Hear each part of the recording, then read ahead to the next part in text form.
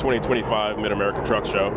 It's Wednesday mid-morning, and we're standing with two gentlemen here with a great-looking truck behind them. Starting with yourself on the left, why don't you introduce yourself? I'm Andy Goettsch from Galva, Iowa.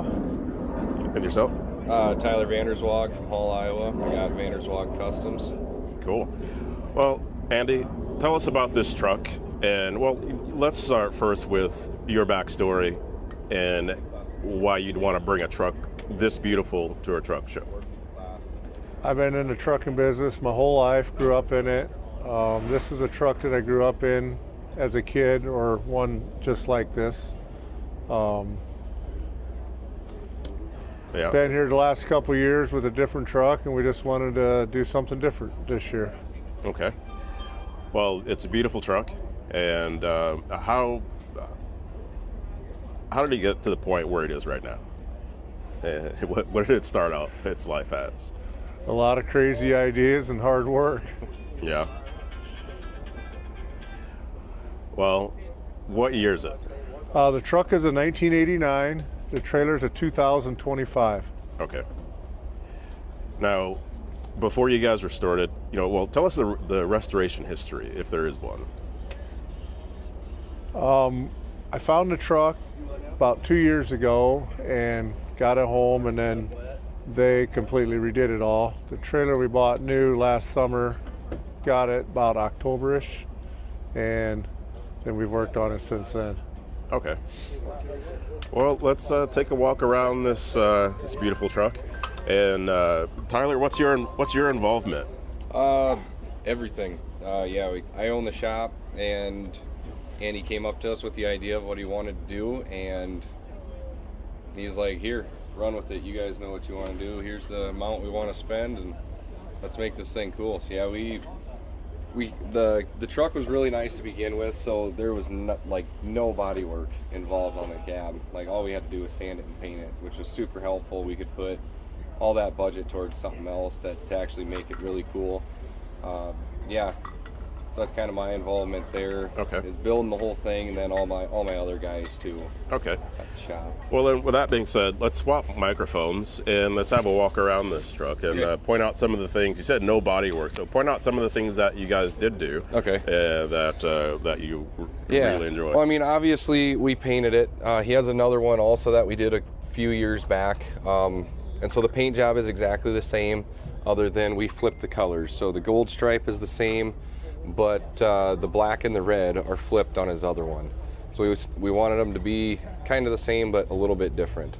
Okay. I guess the first thing we'll start off with, we'll just start at the bottom and work our way up. Sounds good. The frame, we wanted to leave the wedge in there. That's the international thing. So we left the wedge in the frame. We stretched it 4 feet in the front, and then we also had to add 2 feet to the rear, because we have brand new Lone Star suspension off this thing. Like, we took his other truck and we took the VIN number from that one, and we ordered all new suspension, rear ends, gears, everything. So it's sitting on 336 rears, and we put disc brakes on it as well. So in order to get this suspension to fit, we had to slide it back a little bit further with the wedge in the frame, so that's why we had to add another 2 feet to the back. Now, I have a question. Okay. You mentioned a wedge, so I'm not familiar with that. Where is up here, right here. So like the wedge, how it tapers. I don't know what it's actually called. I always just call it a wedge. Okay, this taper. Yeah, the taper. Okay. Yep. Because your typical frame is, I don't know, they're kind of all over the place, I guess, but like 10.5 to 10 3/4 tall, but this one in the center is 14. But that's an international thing, and we wanted to keep it on this one. Okay, so let's spin around to the opposite side. Okay. Well, to the front side, unless there's something on this side. Oh, there's a lot over here yet that we haven't covered yet. But yeah, then when it comes to the steer axle, we wanted to get this thing as low as possible. So we wanted to put a car hauler on here, but the international suspension is wider. And so we were trying to find a suspension that would work. Well, then also with slamming it, we wanted to make sure that the tire wasn't gonna hit right here. So we actually got a hold of Peterbilt, and we found a 1-inch narrower front front suspension, or sorry, axle, and it actually had a 32-inch center-to-center pin. And so then we went with that one, and we actually re-drilled our holes so that we could actually get it to bolt on there correctly. Yeah, and also the front end is all on disc brakes. And then we wanted to do something a little bit different. We actually put our batteries in here. We got 2 on this side and 2 on the other side. And the only reason we have 2 here is because we actually moved our HVAC system into this cubby. Because typically it'll sit underneath this seat, but we wanted to have matching low-ride seats. So we actually took the whole HVAC system, moved it back into this cubby, and then we were able to put a matching seat right here. And same with this. Like, this is completely worthless, but at least now it's lined with stainless and everything there, just to make all that match. Very nice.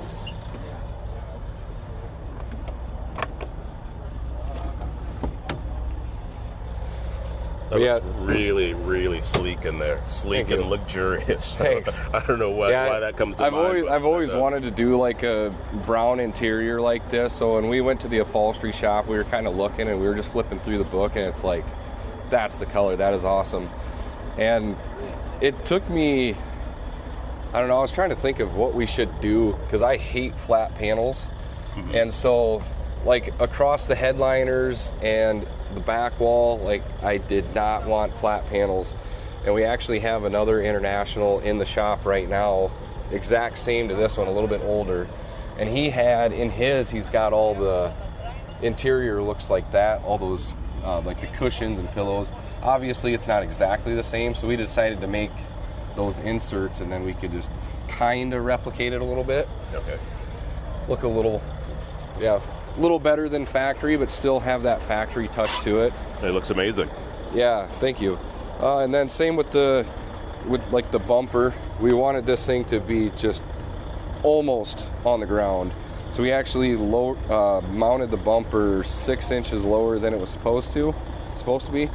And then we built the filler panel to go inside of there. Okay. And then, yeah, like all the grill, both grills, the headlight bezels, the eagle, the handles on the hood, or not the hood, the front and the sides, and the mirror brackets, the steps down the side, and the pockets we had. They were all original, still in decent shape. I actually sent them off to Lifetime Lug Nuts, and they had everything re-chromed for me. Okay.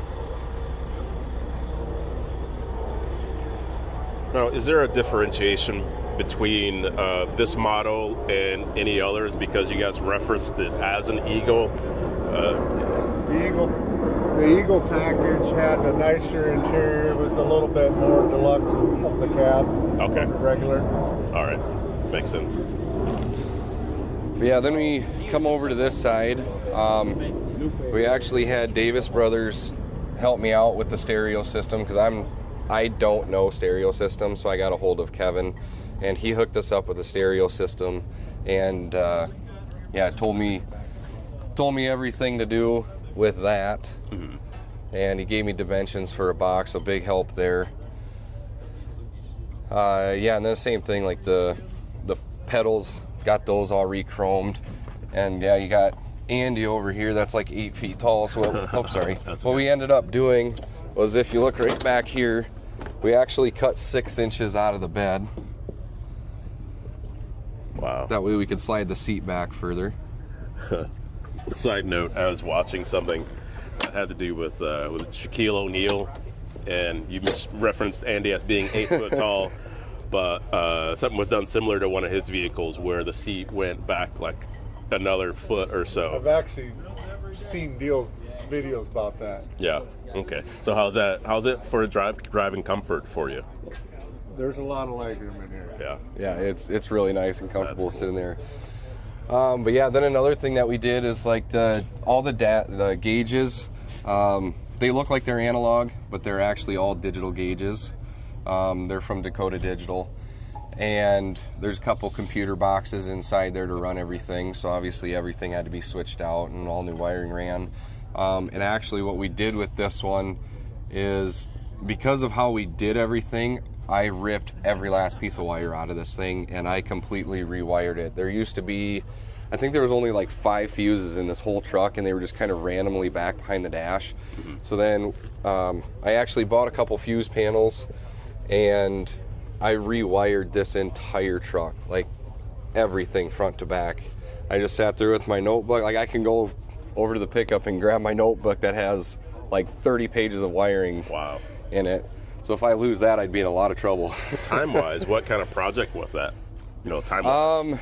Well, I still got like some office stuff to do. So I mean, there was a little bit of back and forth, and the guys were needing some help with stuff, and then trying to keep parts rolling. The whole wiring thing took me about 2 weeks, but I wouldn't say it was solid, like a solid 2 weeks. But yeah, then we decided with the stereo system and lights and everything, and this is basically, it's just a show truck. We figured we probably better have a battery tender in there. So we got a battery tender hid inside, and then we got a plug in with the Cali hookup so that you can see, or not see, but like it's just gonna look normal and you can just plug it in and it looks fine. But yeah, then another cool thing is we got these couple buttons right here, and our deck plate has the 2 lids on it. The front one over here, obviously the whole thing lifts up.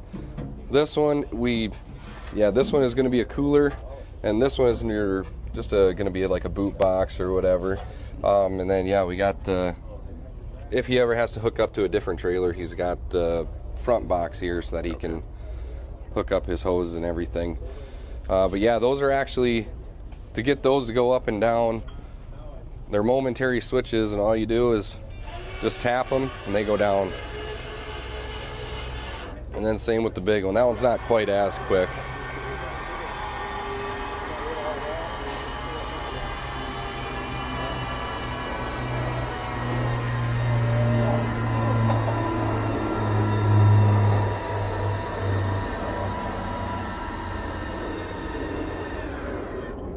Yeah, don't mind that. A little bit of adjustment yet to do. That's fine. It's not quite showtime, so there's still stuff to do. Sure. So now we get to look at the back side of this. We didn't talk about engine and powertrain. So what do we got there? Yeah, so it's got a big cam 400, and actually the guy that Andy bought it from, he said everything was good to go. Found out within the first, what'd you make it, 2 miles, maybe? 10. 10, and the thing blew up. So buys the truck, has to overhaul the motor. Oh boy. That's before it ever came to us. Pump. Yeah, lots of new parts there. And then it's got a 13-speed transmission. Obviously we stretched it and all kinds of stuff, so it's also got the whole drive line is all brand new. Okay. We really want to do greaseless. Hit the front button. Yeah, both buttons. We really wanted to do greaseless drive line, but yeah, they were so far back ordered it was unreal.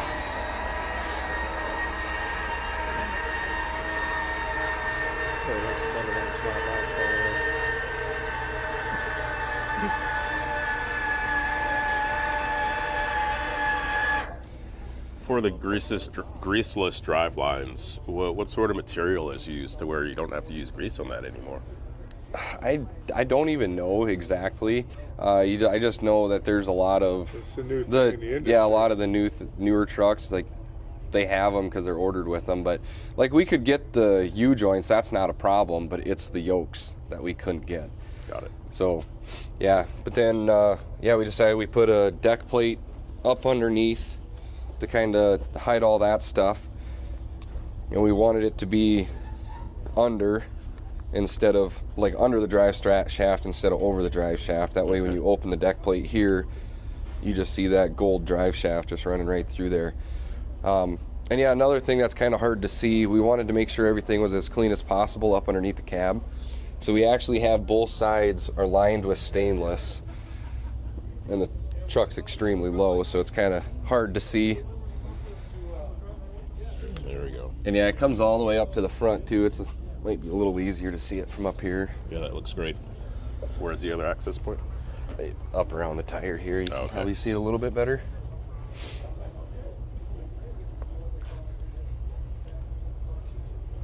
Very nice.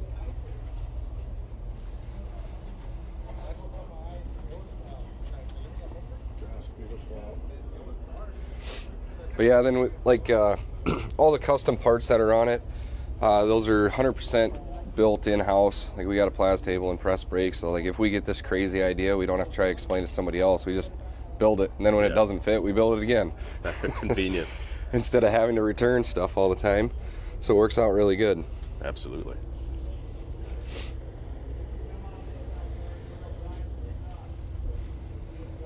So let's talk about the trailer now. Yeah, so the trailer, it's a 2025 Wilson slat side. Obviously, it's never seen a day in its or worked a day in its life. Had the idea. There was Gavin Disney with Disney Polishing and Junior Joy with Para Polishing. They polished the whole thing, inside and out. Yeah, and they did a phenomenal job. We got about 1,600 man hours in polishing it. Yeah, 1,600 hours, and then I couldn't even tell you how many hours between all the guys this week. But yeah, we wanted to make sure everything tied together nicely. So we got a little carried away with painting stuff, but we painted the upper deck in the nose. All the gates, we painted all the gates gold.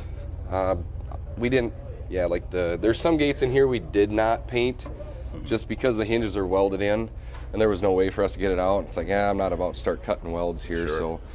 So, yeah, and then we decided, like in the front of the nose, we had that all vinyled black to really offset the ribs. And then also up in the top, we had all that done in black. Okay. So that same thing. Yeah, and then we wanted to do Video inside. we didn't want to do Sure. too many lights on this thing, just because we were doing glass and we didn't want it to look too gaudy. Okay. And plus, old school, they didn't put thousands of lights on their stuff back Yes. then.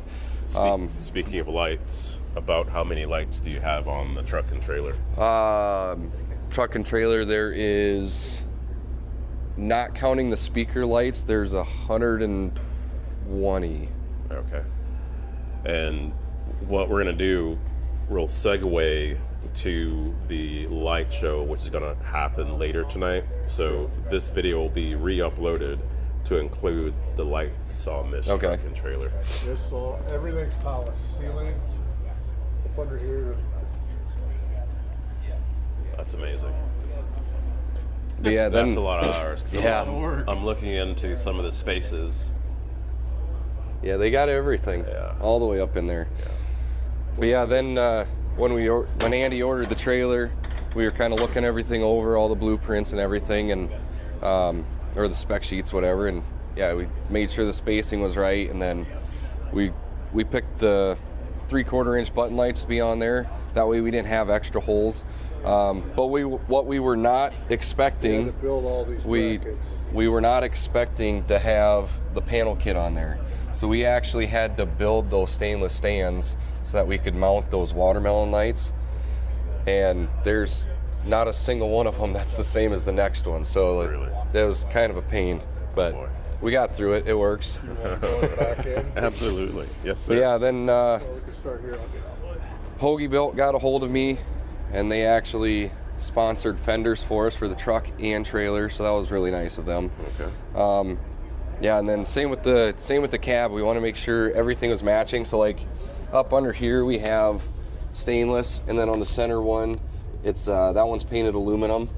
It's painted black. That way it matches the cab. It's like you have the deck plate running down the center, and underneath there it's black, but then on the outside of the bottom of the cab it's stainless. And then with the drop panels and the light panels right there, I wanted to make sure that all looked 100% identical to the rear. And so, yeah, obviously we built that drop panel and we built this, but we didn't know, I really wanted to have this piece on here, but it's like, well, we can't run it all the way up. That's just, it's not gonna look right if we do that. So what we did was like, simple fix, let's just put a bar right there. Okay. And so, yeah, it cleaned it up. I don't think it looks out of place at all, and actually we've had a lot of guys that didn't know that wasn't supposed to be there. The Wilson reps came over and they didn't know that piece wasn't supposed to be there. So because you wanted to terminate this somewhere. Yeah, it had to stop somewhere. Yeah. It's like we can't run it all the way up, but yeah, it had to stop somewhere. So that's what we came up with, and yeah, it turned out really good. Then yeah, we come to the back. We got the back end painted, and then the header panel up on the top.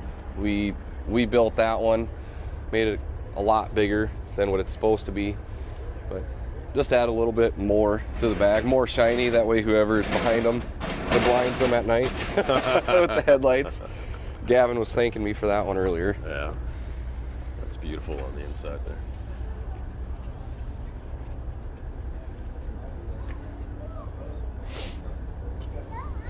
In some cases, you can't park anything that's this shiny in direct sunlight next to other things because bad things happen. But it's so beautiful in there in terms of how clean and shiny and polished everything is. But you gonna park this thing in the shade somewhere so you don't start any fires or what? I don't know. It'd be kind of cool if we started a fire. When they polished this and pulled it out of the shed the first time, it was about 15 below zero. And it was melting the snow when they pulled it out the door with the sun. Awesome. These are the two guys here that did all the polishing right here. Hi, how are you? Good, how are you? Doing well. Why don't you give yourself a little plug? Introduce yourself and obviously what you do, but where you go doing the work that you do. And pass it back and forth. I'm J.R. Joy. I'm the owner and operator of Para Polishing out of Cushing, Iowa. I've been polishing semis and anything you can get to me if it's stainless and aluminum for 7 years, and been doing Andy's work for probably the last 4 or 5 years for sure. And yeah, he entrusted us with this giant endeavorment, and we can't be thankful enough for this opportunity. I'm Gavin Disney. I own Disney Polishing. I'm from Clarion, Iowa. I've been doing Andy's stuff this is probably the biggest project I've done for him, but I met him last year at Louisville. I met Junior, 2-3 years ago now? I've only been polishing for about 5 years, going on 6, so this is definitely the biggest project that we've ever decided to take on, that's for sure. Awesome. Yeah, so it turned out pretty good. Very cool. Very nice. You guys do great work. Appreciate it. Thank you. Here you go, Tyler. Well, what are the future plans for this truck and trailer? Future plans, we're still gonna hit some more shows this year. I don't know if we'll really be doing any big shows. I think Andy's just got a bunch of smaller ones planned. Okay. Main goal with this one is hopefully to get the invite to the national championships at the end of the year. Okay. And that would be the one down at Atlanta Motor Speedway. Yes, the Star So Stripes that's and White Lions truck yep. show, put on by the Bennett family of companies. Yep, put on by them. That's kind of our number one goal that we're really hoping to accomplish. So I guess by the end of this week, we'll see if that happens. Absolutely. Well, I can't ask you the question, what has been the fan favorite on this truck yet, because the show doesn't officially start until tomorrow. But what's your favorite part of this truck? Oh, I don't know. It's like the whole thing. I guess if I had to pick a favorite, I would probably say the pockets. Okay. Like how the other side, how it's got that panel, the fuse panel, and then like this side and the other side, how they have the stainless inside of there, and it's all like, it's just so clean. Maybe somebody has done it, but I've never seen anybody wrap their whole inside with stainless. And I didn't look at the corners and the ceilings and where different points meet. I'm just looking at it with my own eyes. That looks amazing. Thank you. Let's see if I can angle this up here so the viewers can have a look. It's not quite the cleanest yet, but we'll get there. Wait, There's still a little bit of corners that need to be cleaned up. Not quite the cleanest yet. If you clean any more, you're going to be rubbing away material. Well, now that we're standing here, I can see there's a little bit of residue in the corners that just need to be wiped out. And yeah. Once Lifetime finally gets here, then I can go get my nut covers to cover those go. nuts. But That looks good. Andy, what's your favorite part of this truck? There's so many. I don't know if I can pick one.